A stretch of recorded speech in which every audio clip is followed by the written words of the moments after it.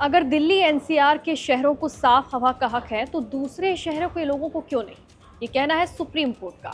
Supreme court ने दिल्ली में पटाखों को बैन करने के आदेश को चुनौती देने वाली याचिका पर सुनवाई की।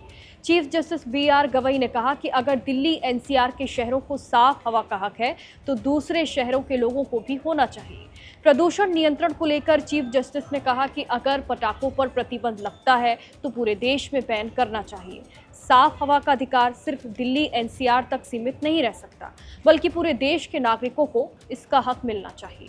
उन्होंने ये भी कहा कि पर्यावरण संबंधी जो भी नीति हो वो पूरे देश में लागू होनी चाहिए।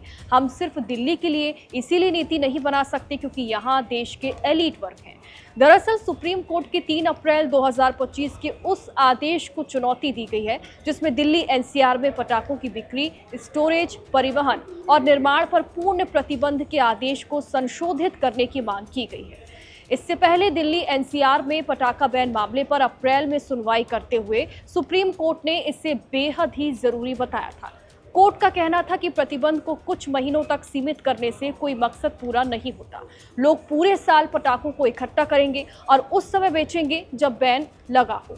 आपका इस पर क्या कहना है, हमें ज़रूर बताइए। क्या दिल्ली में हर साल दिवाली के नज़दीक आते ही पटाखों के बैन को लेकर, पटाखे जलाने को लेकर मुद्दा एक बार फिर से गर्मा जाता है? ठीक उसी प्रकार इस बार भी हुआ है। आपको क्या लगता है कि क्या दिल्ली की तरह बाकी शहरों में भी ये नीति लागू होनी चाहिए? कमेंट में ज़रूर बताइए।